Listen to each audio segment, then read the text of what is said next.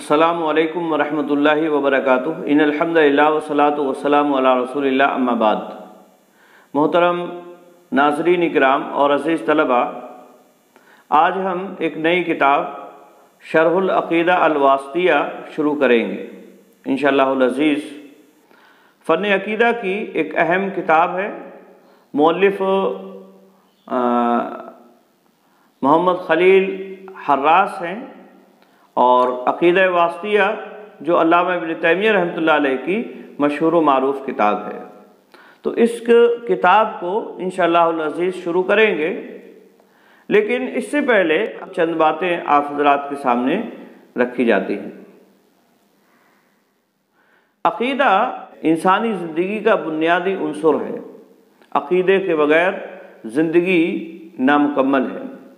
تمام جہاں کے لوگ، جتنے بھی اس دنیا کے اندر لوگ رہے ہیں، ہر ایک عقیدے سے اپنا لگاؤ اور تعلق رکھتا رہا ہے، قطع نظر اس کے کہ اس کا عقیدہ صحیح ہے یا غلط۔ عقیدے کی اہمیت اس اعتبار سے بڑی اہم ہے کہ اگر عقیدہ درست ہے تو آخرت کی زندگی اسی کے مطابق اچھی یا بری ہوگی۔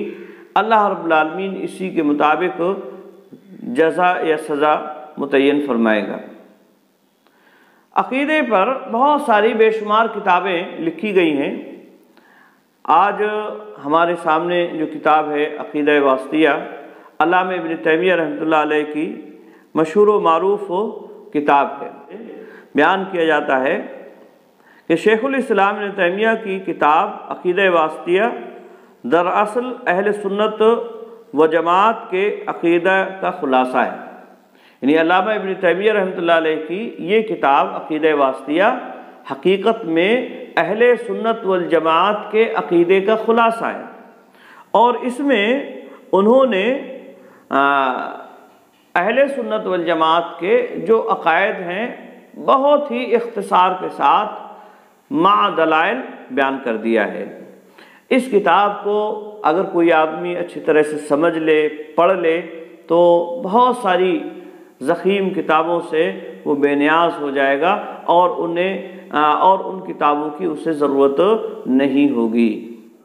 اس کتاب کی تالیف اور اسے واسطیہ کے نام سے موسوم کرنے کا ایک سبب یہ ہے کہ قاضی واسطی جب اپنے وطن واسط سے موسم حج میں تشریف لائے تو شیخ الاسلام ابن تیمیہ رحمۃ اللہ علیہ سے درخواست کی کہ انہیں سلف کا عقیدہ تحریر فرما دے۔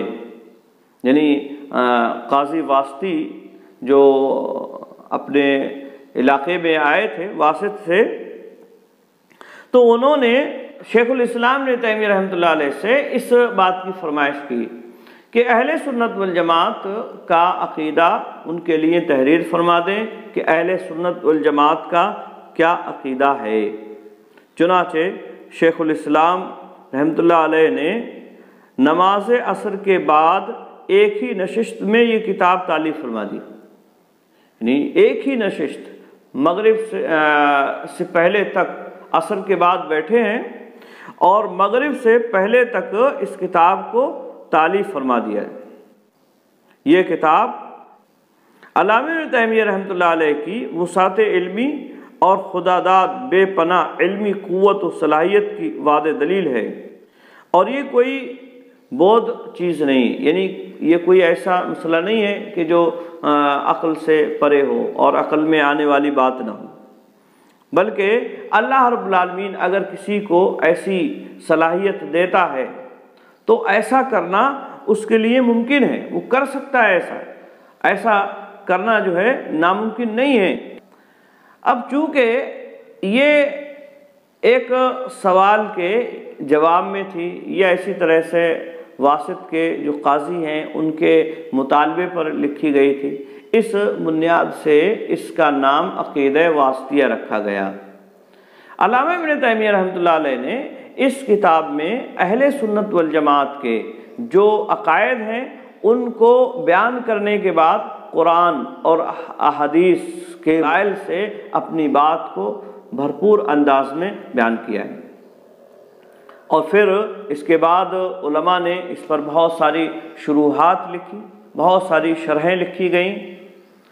ماضی قریب میں بھی اس کی بہت ساری شرحیں لکھی گئیں، اس سے پہلے بھی علماء نے اس کے تعلق سے کام کیا ہے۔ ماضی قریب ہی میں اگر ہم دیکھیں تو کئی شروحات اس کی موجود ہیں، علامہ ابن عثیمین اور اسی طرح سے محمد بن صالح الفوزان، یا اسی طرح سے محمد خلیل بن الحراس۔ تو اس طرح سے بہت سارے علماء نے اس کتاب کی شروحات لکھی ہیں۔ جو کتاب ہم درس میں پڑھیں گے وہ محمد بن خلیل الحراس رحمہ اللہ کی ہے، ان کی شرح ہے، اور یہ شرح کئی اعتبار سے بڑی عمدہ ہے کہ اس میں عقلی دلائل کے اعتبار سے اور اسی طرح سے جو قرآن اور حدیث کے دلائل ہیں ان کی مزید تشریح کر کے بڑے اچھے پیرائے میں انہوں نے اپنی بات کو رکھا ہے۔ آئی بات میں تو یہ ایک معروف و مشہور کتاب ہے عقیدہ واسطیہ، اس کی شرح ہے اور عقیدے کی اہمیت اپنی جگہ مسلم ہے۔ تو یہ چند باتیں اس کتاب سے متعلق آپ کے سامنے رکھی گئیں۔ علامہ ابن تیمیہ رحمۃ اللہ علیہ کی جو ذات ہے اور ان کے کارنامے ہیں ان سے متعلق چند باتیں ڈسکرپشن باکس میں ویڈیو کے ساتھ لگا دی جائیں گی، آپ وہاں سے اسے نوٹ کر سکتے ہیں، ٹھیک ہے؟ اور انشاءاللہ العزیز اس کے بعد اصل کتاب شروع کریں گے، کیونکہ وقت زیادہ گزر چکا ہے اور زیادہ تفصیل کی گنجائش نہیں ہے، اسی لیے ہم نے ابن تیمیہ رحمۃ اللہ علیہ کی سوانح حیات کے سامنے ڈسکرپشن باکس میں لگا دیا ہے، ورنہ اس کے تعلق سے بھی ایک الگ سے ویڈیو بنایا جا سکتا تھا۔ آئی بات میں تو اس لیے یہ مختصر ویڈیو میں آپ کے سامنے یہ چند باتیں رکھی گئیں عقیدہ واسطیہ کے متعلق، اور ابن تیمیہ رحمۃ اللہ علیہ کی سوانح سے متعلق آپ کو ڈسکرپشن باکس میں دے دیا جائے گا، وہاں سے آپ کو نقل کرنا ہے اور اپنی کتاب یا کاپی میں اپنی کاپی میں جو ہے لکھ لینا ہے۔ امید ہے بات سمجھ میں آ گئی ہوگی۔ آج کے لیے بس اتنا ہی۔ السلام علیکم ورحمۃ اللہ وبرکاتہ۔